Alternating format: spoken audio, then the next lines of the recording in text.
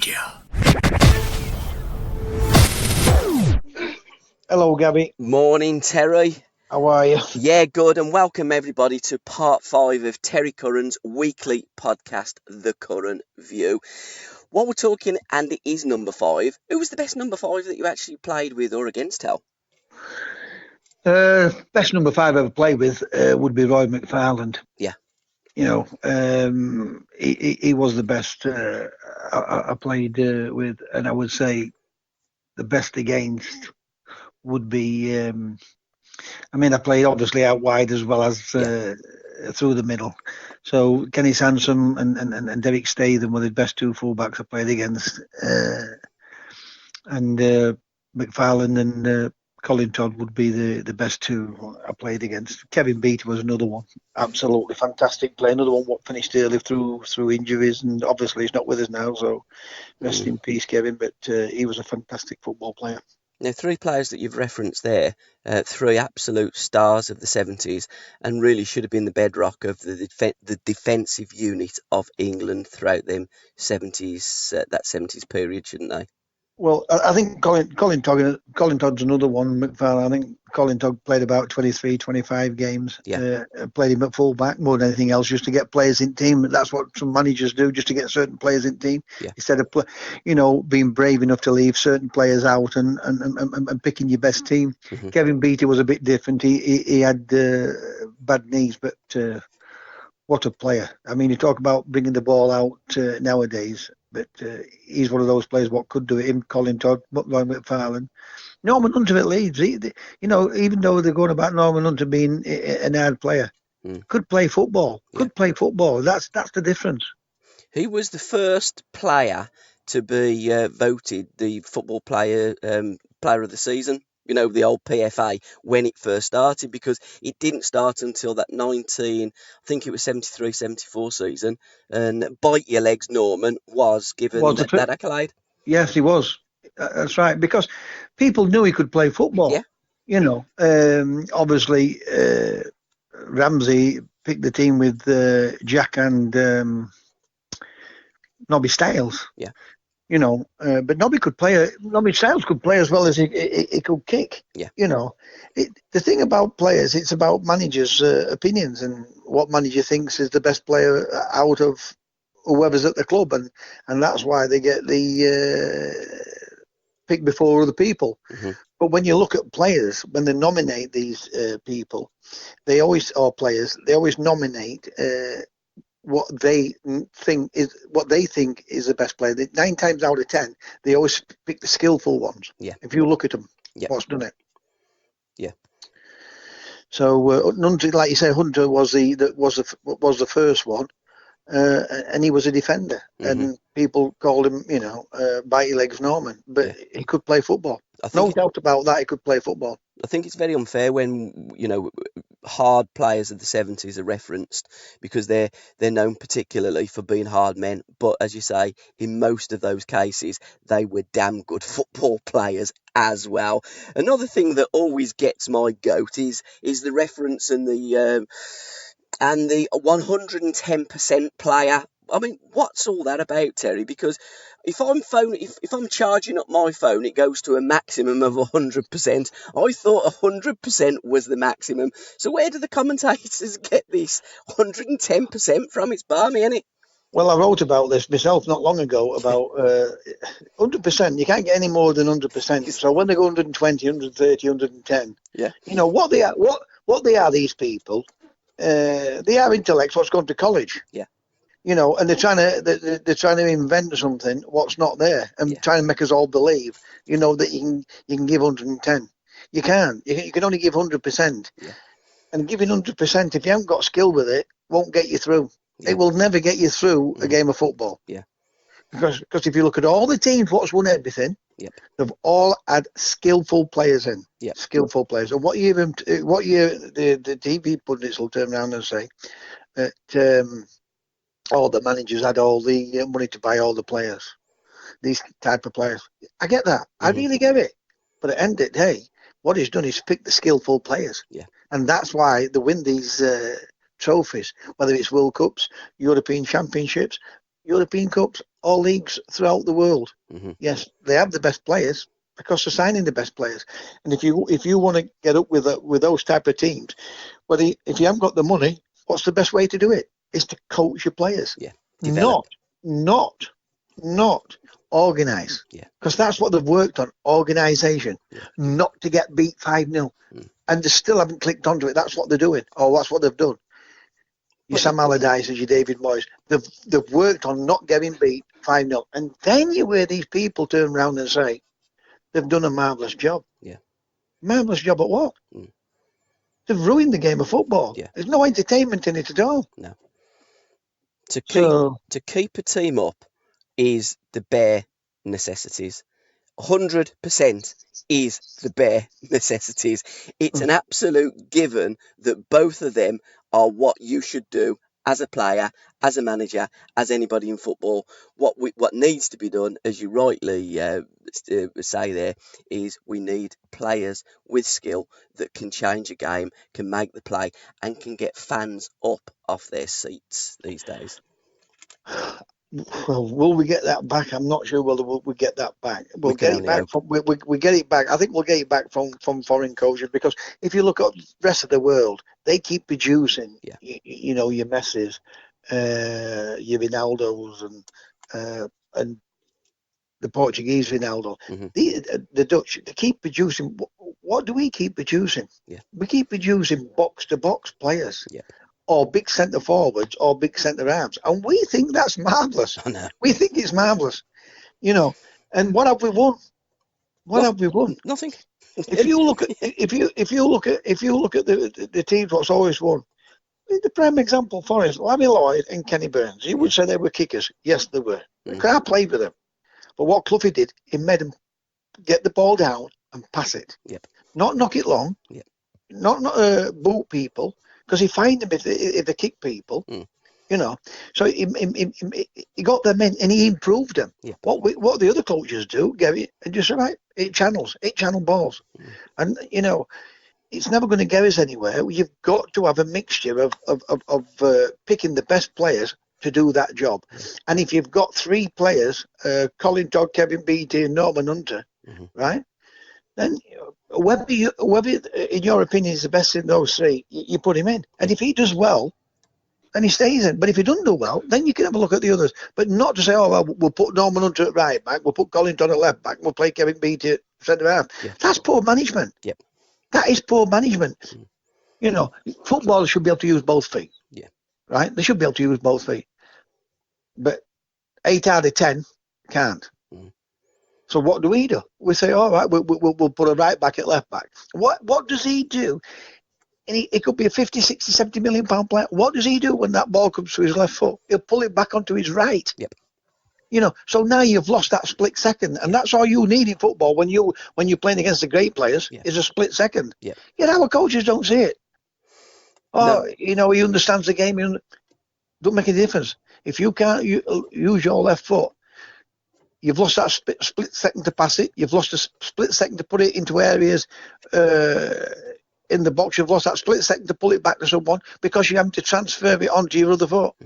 And to be fair as well, that first second is in your head anyhow, because you've got the picture and you know where that ball's going before you receive it. Yeah, but exactly. Good players, they'll know to it. You've hit the nail on the head there, Gabby. Yeah. Good players have got 2, 3, 4 positions they want to play that ball. Exactly. But I don't give a damn who it is. You watch when the Premier League starts. Yeah. If they play somebody out of position, whether it's a left back at right back, vice versa, or on wing, left wing, right wing, you know, out wide, however they want to put it, they will come and pull it back on. Now, what they have improved it is coming on inside, on the wrong foot and bending one in, and they're scoring more goals. You know, but John Robertson did that at Nottingham Forest years ago, but he could use both feet. Yeah, he could have. Yeah. He could use both feet. He would come on his left. Coming from the left and bend one in right in the top corner on his right. But when he got down the line or just dropped his little shoulder, he'd whip one in early doors. So he gave the centre forward or the midfield players coming into the box that split second advantage of the defenders. And on top of that, defenders are running back towards the goals. So, you know, the coaching for me has fell back way behind the rest of the Europe, way behind, and nobody will convince me on it. No one. And half of the battle when you're on the pitch is making those defenders, if you're a forward, think about it. I was at a game last night and I had a bit of a sore neck, to be fair, by the time the second half started. And, Yeah. and I was watching from the there was a corner for it was Lightown versus Alzo. Yeah. And Lai got a corner, and they got two forwards up, Ailzo in, and standing pretty much together, being marked. I says to my nipper, I says, why don't they split them? Go and stand over there by the linesman. Stand over there. Yeah. You've got space, so when you get the ball and you're working the ball forward, you've got space to work into, or you've moved that defender and you've created the space centrally there.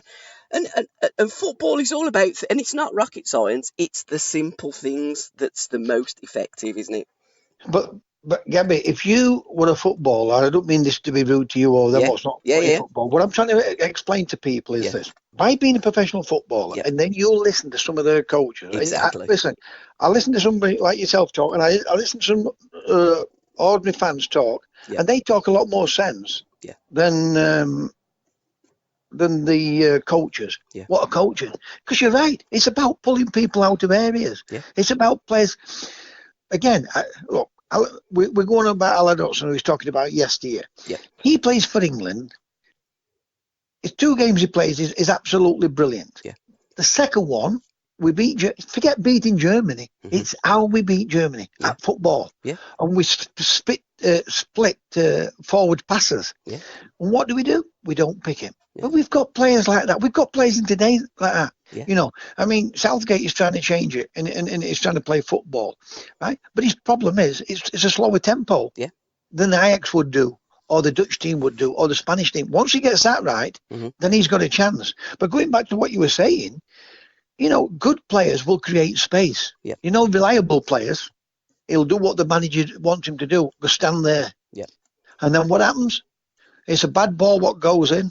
The other team counter-attacks, mm-hmm. and then you what? You're 1-0 down. Yep. You if you watch it, Gabby, when people are counter-attacking, Yep. what happens is that people commit forward. We are thinking, well, what if we make a mistake here? Yep.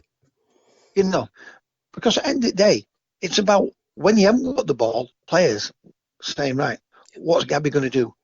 If you don't get past him, right, but you've got to believe he's going to go past him. But Yep. at the same time, you've got to think, well, if you don't, I'm here to cover him. Yep. What does the manager do?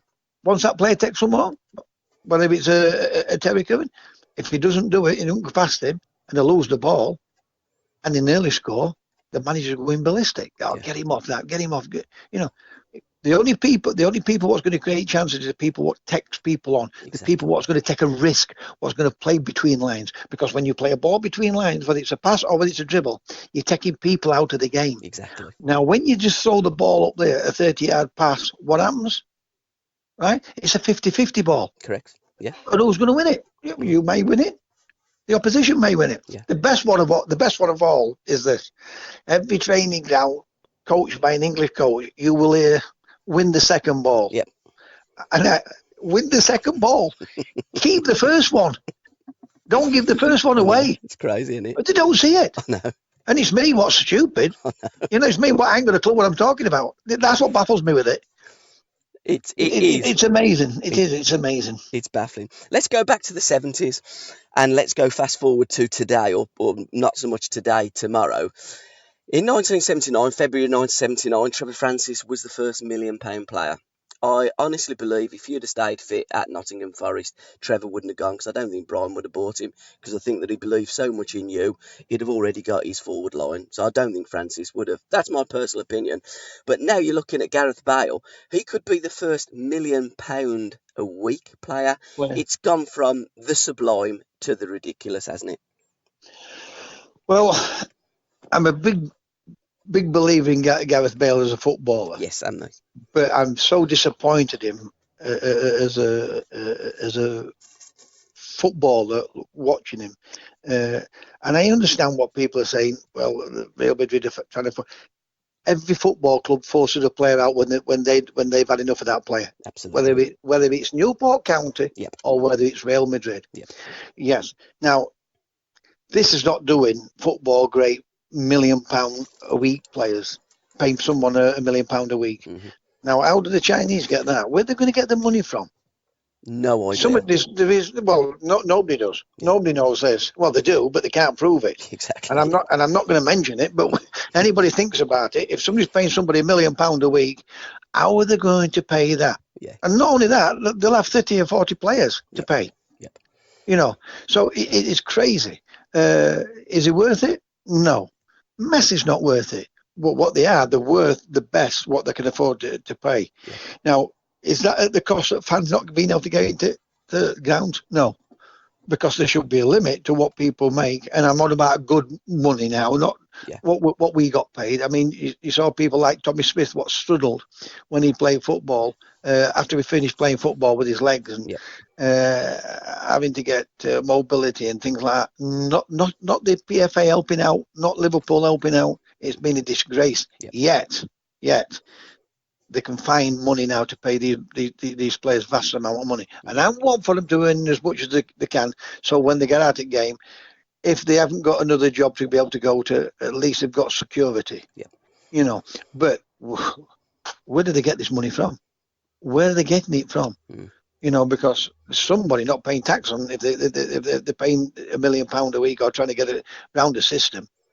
You know, it's crazy, completely crazy.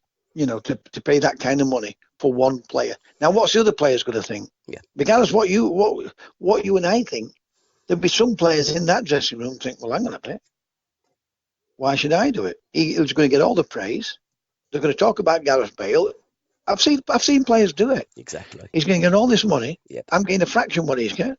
So they look to give him, so they'll give him a ball, which is a bad ball at the time, and try and make him look bad. Sometimes some players do that, Gabby. You know, some players do it. I promise you. Football players, are no different from any other workers.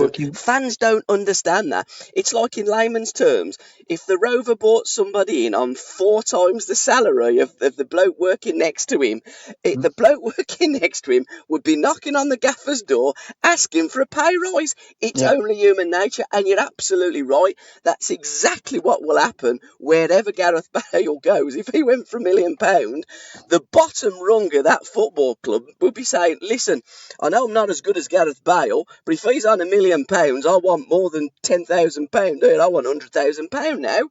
And you're going to have a mutiny at your football club. It's ridiculous. It's crazy. It is completely crazy. Choose how good they are, Messi, Ronaldo's, and whoever they are. And I love to watch them play football. And I'm a big believer in, you know, they're the ones what's going to fetch people, fans into stadiums to watch these type of guys play. But there's a limit. There is a limit that, you know, it's not going to kill us working class people. Going to football matches, and that's what it's doing. Not only that, you see, you go to football matches. You go to football matches. £30 a ticket, £20 a ticket, and then you buy a glass of Coke. It'll be about £3.99. You know, you'll buy a hot dog or a sausage roll, £2.75. A working class man is finding it difficult to go to a football match, you know, with two kids or one child. You know, it's an arm and a leg for them to go. You know, are they trying to force it that everybody watches it on TV? Because if that's what they're trying to do, the football won't be saved, because without fans in the stadium, because they're as much as players. There's nothing. Listen, whether you're a Liverpool fan or not, to see Liverpool play football in these European Cup nights and the atmosphere they generate alone sometimes is better than watching the players play. And I don't mean that lightheartedly, because, you know, we all want to watch players. But when you see what happens at Anfield, with them singing and the scarves are waving and the atmosphere they generate when the game kicks off, it's phenomenal. It's phenomenal. So they're as much a part as what the team is. And surely these TV companies and whoever's running these football clubs, they don't want to not see that, surely. I'm not convinced that these people that are running these TV companies and making these branded footballers are that bothered and look at it that deeply. I think they've been killing the goose that laid the golden egg for almost a generation or more.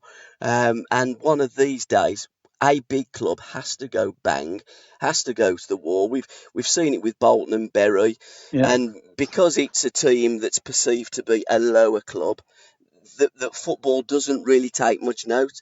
If it was a Manchester United or a Liverpool or a top end club, a Chelsea that went bump, football, I promise you, would take note of that, because that's all the League of Greed is interested in, is making money. And it's like a money making machine, this Premier League, and it's wrong.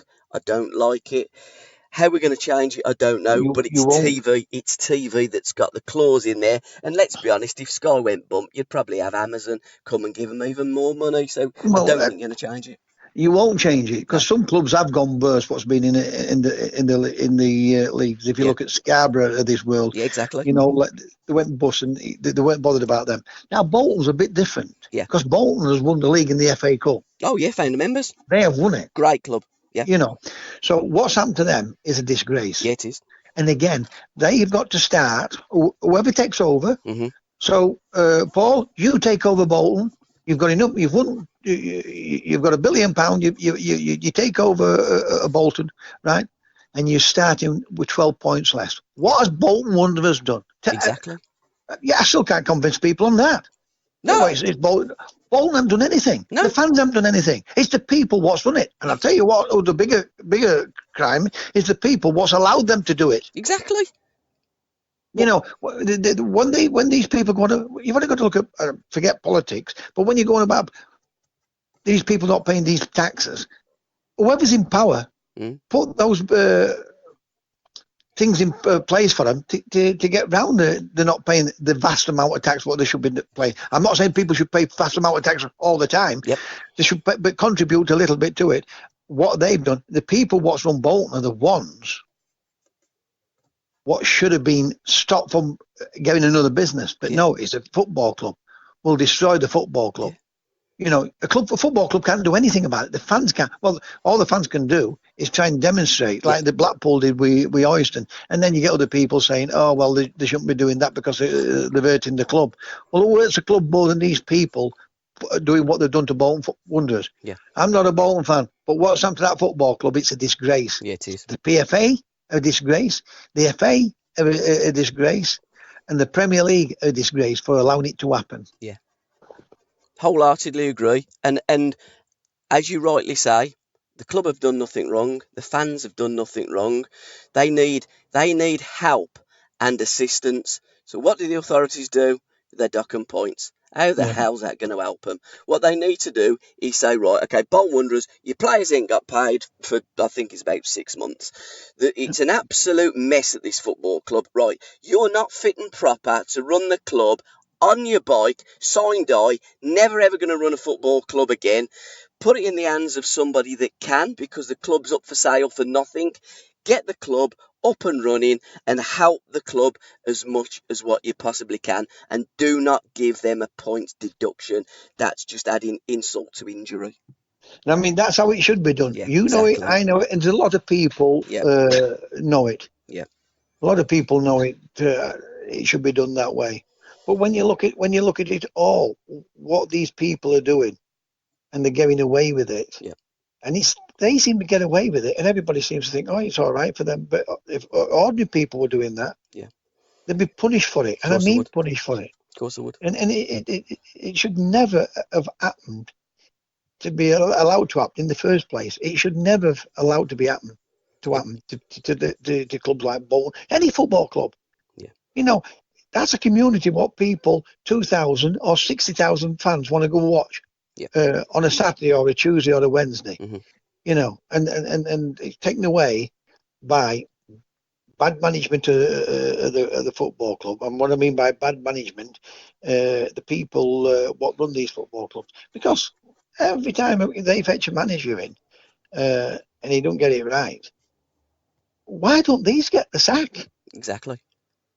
They sack the manager, but they don't sack these people because they're the ones what fetched them in. It's like at Sheffield Wednesday. I'd like to know who's who's picking these players for the owner of Sheffield Wednesday, these managers. I'd love to know who picks them. Because they've had more failures than what some of the players have done on the pitch. And they're the first to want to slag the players off. But it just strikes me, Tel, that the people that are actually recruiting at football clubs don't know very much about recruitment of football players. And the players or the people that do know about the recruitment and what a player can do are the former players. So it's just ridiculous. It seems as though we've put the cart before the horse and we do not use the expertise of former players like yourself, like Uddy, like many others that's played the game and entertained us through the years, and got them involved in the running of the football club. It just beggars belief to me. And in terms of coaching as well, why you guys need to get your UEFA A, UEFA B and all the rest of it, just have a piece of paper to say that you can coach. If people actually think you've played for all these managers and not picked up anything from coaching, then them people that believe that are a sandwich short of a picnic, in my opinion. Well, listen, all those qualifications, Yep. they all happen now. Yep. I mean, Zidane and whoever's, or every one of them, Guardiola, they've got to get them because Yeah. you can't have jobs without them, right? But look at the ones what have got them, right? The ordinary players and the ordinary players, what people what's not played the game, right? How many times have they failed? Every time. How many times? Almost. Yeah. What they do, Every time. they get another club. Yeah, I know. They get another club, and I mean, it's too late now for us. And is what's late 60s, early 70s. Yeah. You know, 68. If somebody give him would have given him a job 20 years ago, they said, well, what experience has he got? Yeah. Experience. He played football for 20 years. Exactly. Played with some good managers. He played with good players. Now, does that make him going to be a successful manager? No, I get it. Yeah, same here.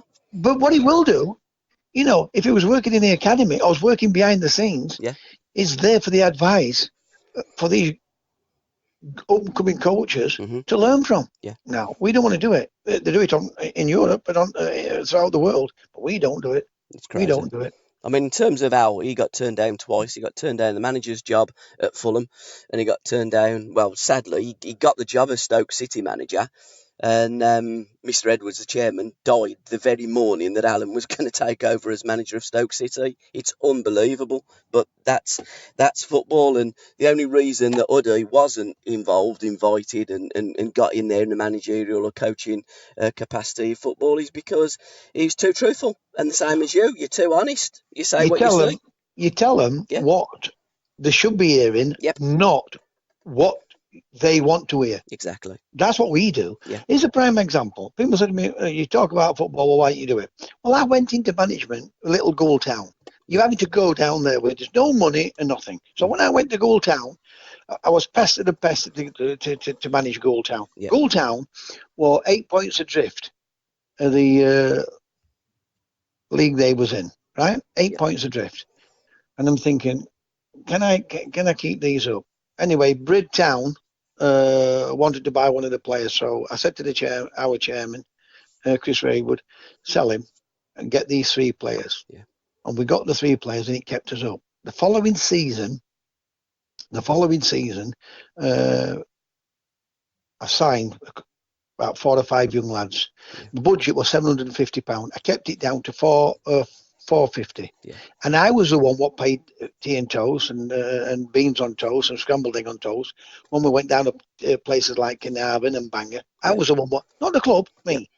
Right? I didn't even get paid. I didn't even pay myself. So I was saving 50 quid a week, me being manager, by not paying myself. Yeah. So I'm travelling backwards and forwards, using my own phone to get players, using my own money to get backwards and forwards to club.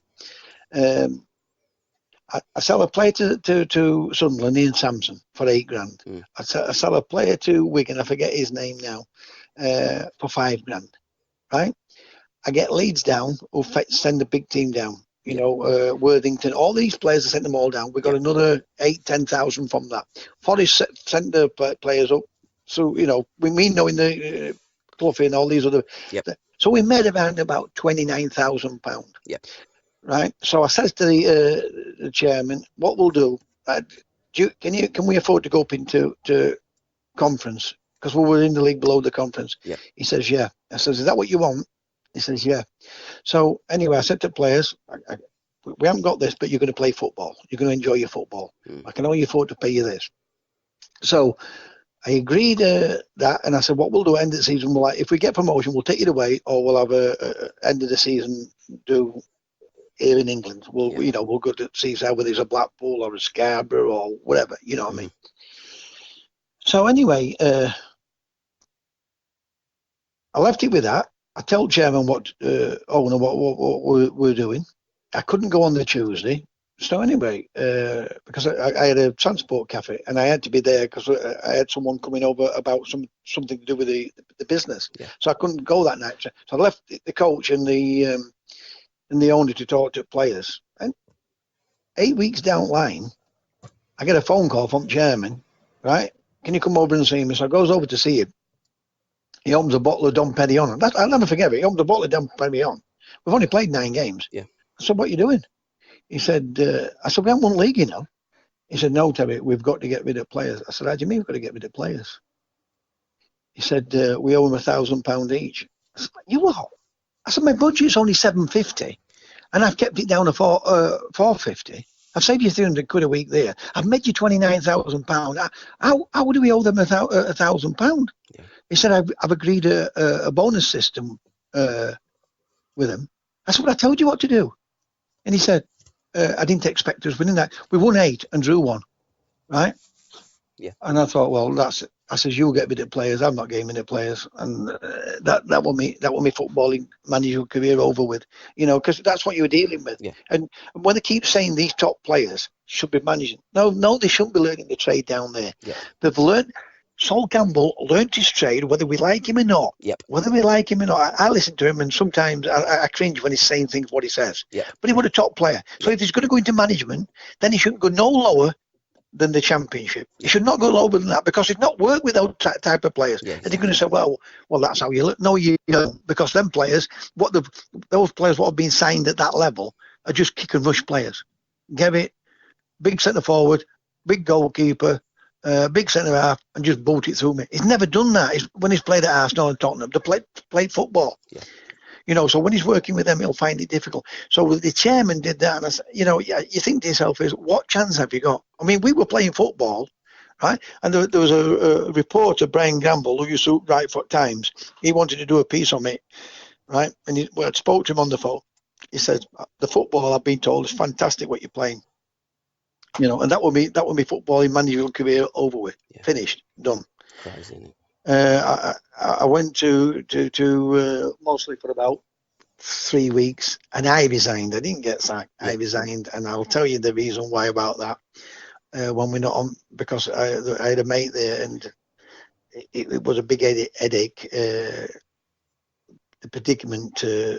What was happening there, but I'll tell you but it's not for the fans to know that. Yeah.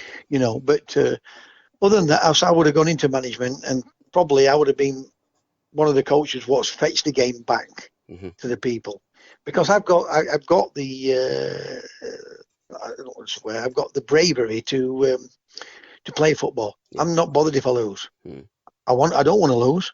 But I'm not bothered if I lose, because at the end of the day, if you play the right football, you'll win more than what you'll lose. I promise you that. Yeah. Because if you look at all these managers, what's made vast amount of money out of the game, and not won no, but got respect for keeping teams in the league. All they've done, because it's easy to stop people playing football than it is to create an attacking team, Gabby. Yeah. The easiest thing in football is to stop somebody playing football. Easy. I mean, what they made it more difficult is kicking someone. Yeah. I mean, that used to make me laugh. First one's free. Yeah. What used to happen to me? First one to kick me, didn't get booked. Second one to kick me, he didn't get booked. Third one to kick me, right? The second one I'd retaliate, I'd get booked. The third one, I'd retaliate again and get sent off. So me got sent off, and then you look at the referee and say, you've just allowed 3 of them. First one's free. And you think to yourself, you what? And then you got the reputation of the bad boy of football. Unbelievable. Oh, I tell you, couldn't make it up, could you? But that is the professional game, isn't it? Well, I've enjoyed this chat as always, and you can get your daily fix of Terry Curran on your official website, on your official Facebook page, on your normal personal Facebook page, or on your Twitter, or your official Twitter page, which is Terry Curran _11, because that's the number that you famously wore, and it was certainly the number that you wore when you demolished Sheffield United at the Boxing Day massacre. Happy Yeah, days. we'll have to talk about that one day, Gabby. We will do, and I tell you what we'll do. We'll talk about your various years at football clubs. We'll talk about your Everton years and your Southampton years, and we'll have a 30-minute program on your different eras, the different years, the different smiles that you put on many faces of all those supporters that you played for. We'll definitely do that. I always do that next week, because when you look at it, there were the top 5 managers what bought me, and they've all got different interesting features and characters to their personalities, how to run their football clubs. So we will talk about that probably next week, I hope. Yep, well, we've got it down to you. Whatever you want to talk about, we'll talk about. And we've got 52 weeks in the year. It's every Wednesday, the Terry Curran View, your opinion about past and present and future.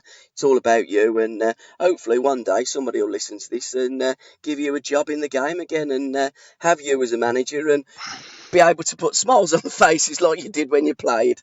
Well, I'd like to go and be on the TV with these pundits, because I'd love to question them, not to argue with them. Because then arguing gets you nowhere. No, it doesn't. To question them, because then when I throw the question back to them, I'd like them to answer it. Yep. I'd like to answer it, because again, I know I'm repeating it, but Gary Neville, who's been a fantastic player, and he's brilliant on the TV. But when he says our coaches don't know how to coach our midfield players, listen, I'll tell you now, I'm 64. Well, the reason why we can't play like the continental players is because we go for box to box players and hit 60-yard balls. And if me and you, Gabby, are playing midfield, and you hit that ball up to Alan Hudson or Frank Worthington, who's the centre forward, you hit that ball 60 yards. I've got to get there. And when I get there, there's a midfield player. Frank loses it because he's surrounded by 3 players. They get it, blank it back over my head.